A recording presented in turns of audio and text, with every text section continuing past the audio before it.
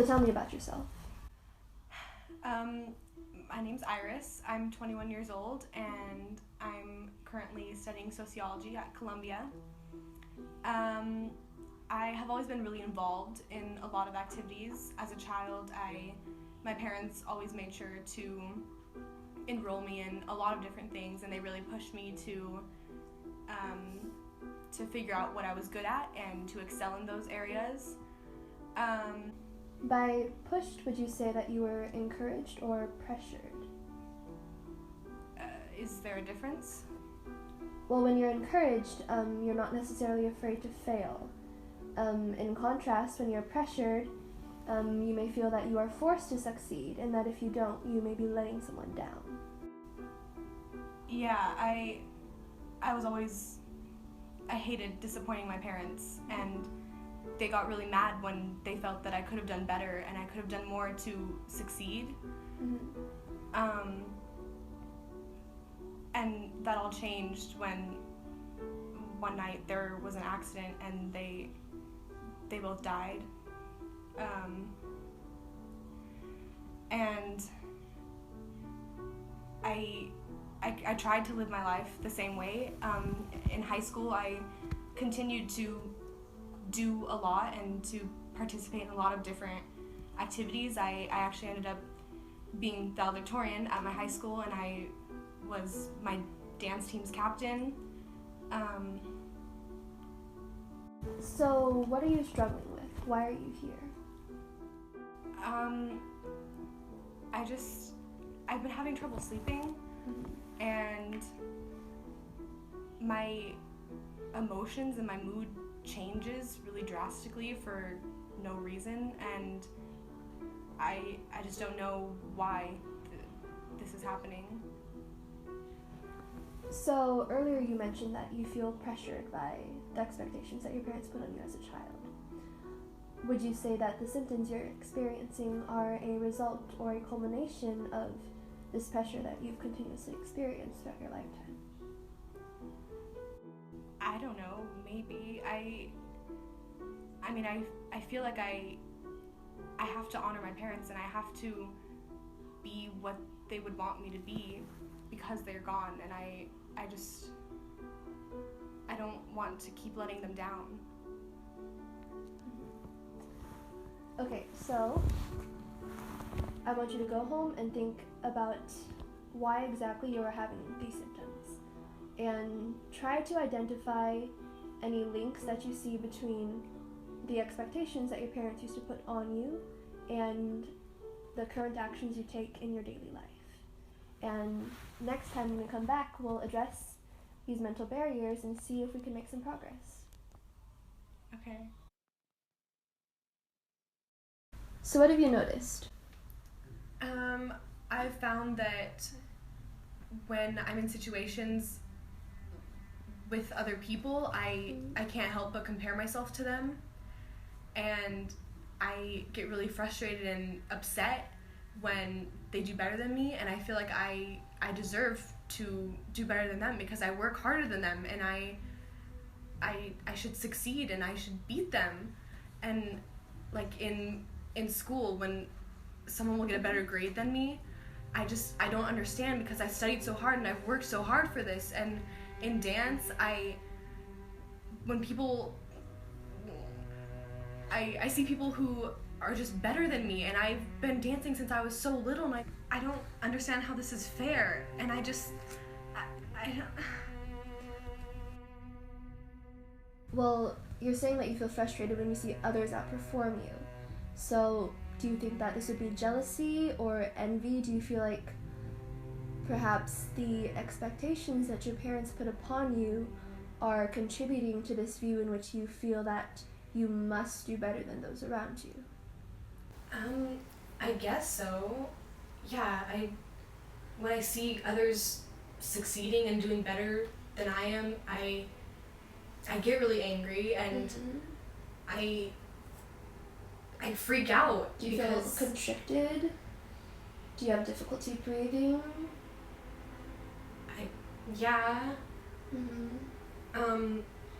Like last week I had a piano competition, and I had been preparing for this for months, and I felt that I had done a good job, but I got second place. Okay. And I don't understand. I worked for this. I deserved that. And so did you feel an immediate physical reaction when you saw the girl who got first place, for example? Were you angry in that moment? Did you feel emotionally unstable? Yeah. In that sense? Okay. Yeah. So what you're basically saying is that when the achievements of others around you make you feel inferior, in a sense, you suffer from, I think we should call this a panic attack. Yeah? Okay. Okay. And I would also say that you may feel this way because you feel like you're not fulfilling the expectations of your deceased parents. Okay, so I want you to be more aware of situations in which others may outperform you. And the next time you feel that you are having a panic attack, so when others outperform you and you feel anxiety or stress, I want you to take a deep breath and count to 10, and then exhale and calm yourself down. And each time you experience one of these situations, I want you to write it down and keep track of how often your panic attacks occur and in what situations they tend to occur the most. And next time I see you, we'll look deeper into this, and I think we can make some more connections with the issue of your deceased parents and your current symptoms that you experience. Yeah. Okay.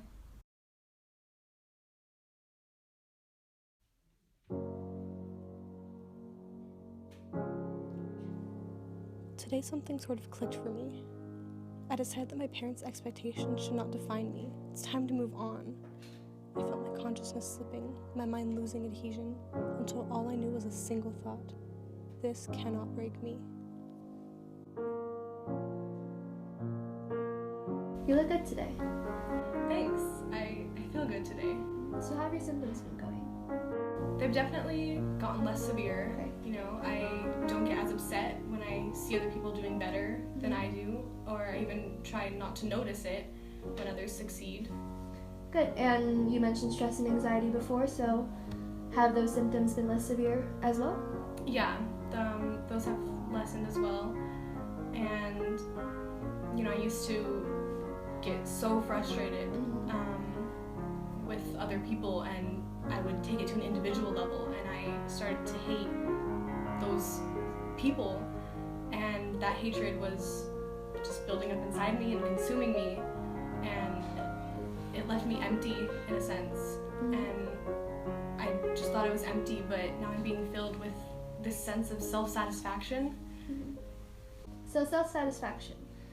Do you think you've finally been able to break with this notion that the expectations your parents used to set for you have defined your worth? Yeah, when I was younger, I hated disappointing my parents, and I was afraid to let them see me when I was vulnerable after I would not do my best, and I was afraid to look up because I felt my face might be seen from above, and they would see me cry or see me when I was weak. Well, without dignity, identity is erased. In its absence, men are defined not by themselves, but by the achievements they think define their own character. Yeah, especially after my parents died, I defined my worth and my character by the things I could accomplish and how well I could do on a test. And now I'm trying to move on, and I'm trying to succeed not for them, but for me, and I'm just trying to redeem myself and to grow from who I used to be. Good.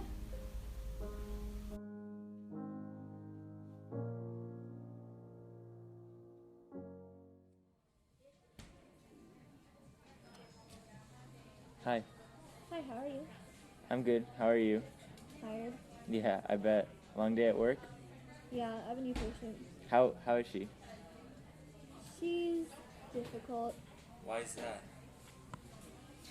She has this issue with self-respect and self-worth, where she feels that she's indebted to her deceased parents because she was never good enough, and she always has to outperform those around her. And honestly, it's rather selfish because how can she expect to be better than everyone?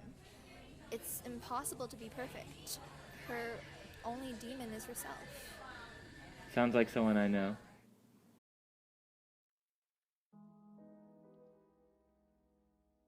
So tell me about yourself. What are your symptoms? Have you seen any progress? Isn't this what you wanted? Isn't this redemption? How can I be broken when I've cured the minds of so many just like me? Exactly. I can't. So why aren't you happy? Oh, you just want more, don't you? Still not good enough? Are you upset because you see it in the wretched faces of those who look up to you every single day?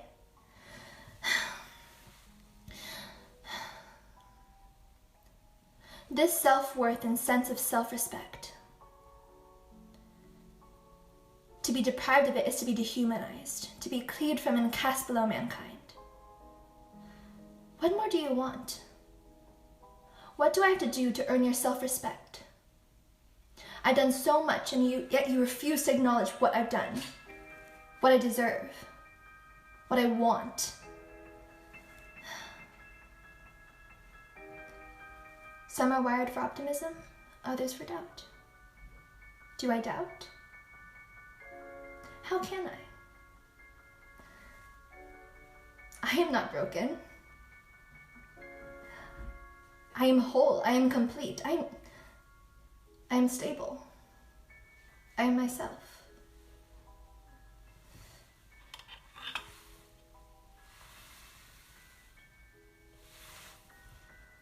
I am perfect.